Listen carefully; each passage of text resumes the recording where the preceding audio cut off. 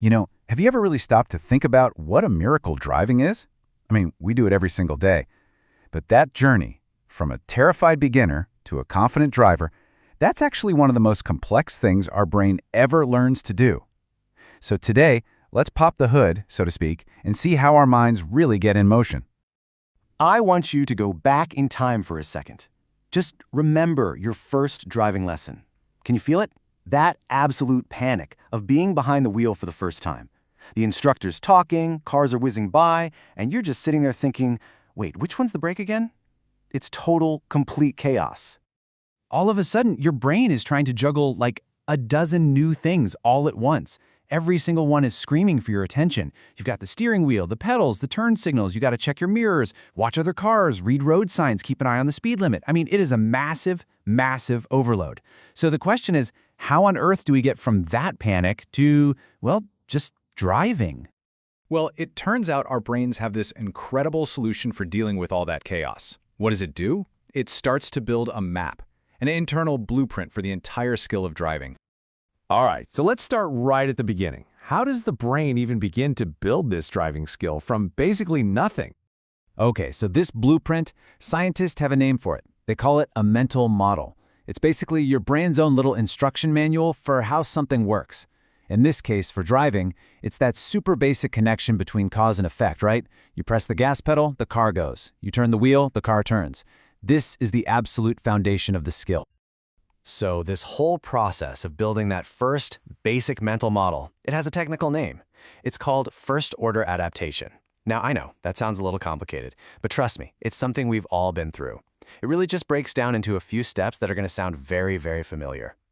Think about it. First, there's observation. I mean, for years, you're just a passenger in a car, soaking it all in without even realizing it. Then you get formal instruction. Someone actually teaches you the rules of the road. But the real magic, that happens during practice.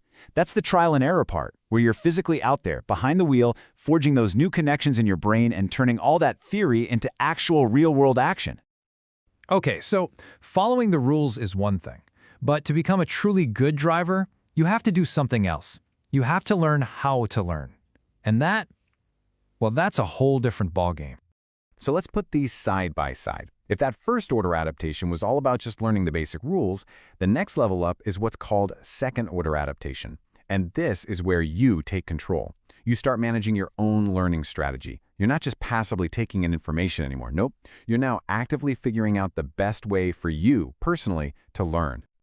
This is the stage where you start making choices. You think to yourself, okay, I need to watch someone else parallel park a few more times before I try it again. Or maybe you decide, right, I'm turning off the radio so I can just focus on what the instructor is saying. See what's happening? You're starting to manage how and when you learn. You're basically becoming the architect of your own skill. So, after who knows how many hours of doing this, something incredible happens. One day, the chaos is just gone. Driving is second nature. You're an expert. So what does that actually look like inside your brain? Well, that simple blueprint we talked about, it's completely evolved. It's not just a basic map anymore, oh no. It is now a super sophisticated, multi-layered system inside your head that can pretty much run on autopilot. And that frees up your conscious mind to think about other things. This expert system is really built in 3 levels. Okay, so at the very bottom, you've got the world model. That's your internal map of the road, the car, the traffic.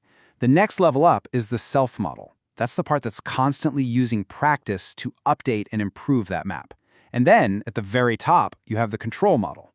This is the big boss, the executive function that manages your entire learning strategy. And those 3 things together, that's the architecture of an expert.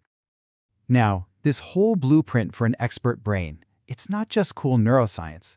It's actually the key to building some of the most important technology of our future. So, you might be wondering, why do scientists spend so much time and energy trying to map out a driver's brain? I mean, what's the real-world payoff here? Well, here's the bottom line. If we can build a computer model of how we learn to drive, then we can build way better technology. Think about it. We could design driver assistance systems that actually get what a driver is thinking. We could create virtual teachers that know exactly when to give advice and when to just let you practice.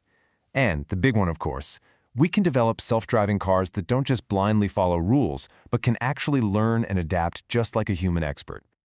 When you boil it all down, it comes to this. That blueprint for how humans learn, that messy, amazing, incredible process of building a mental model, that's the very same blueprint we need to write the code for truly smart, truly intelligent AI. And that kind of leaves us with one last big thought to chew on. We've spent the last century or so figuring out how our own brains build these models to make sense of the world. But the next century, that's going to be all about a totally new question. What happens when the artificial models we've built start learning, adapting, and building new models all by themselves?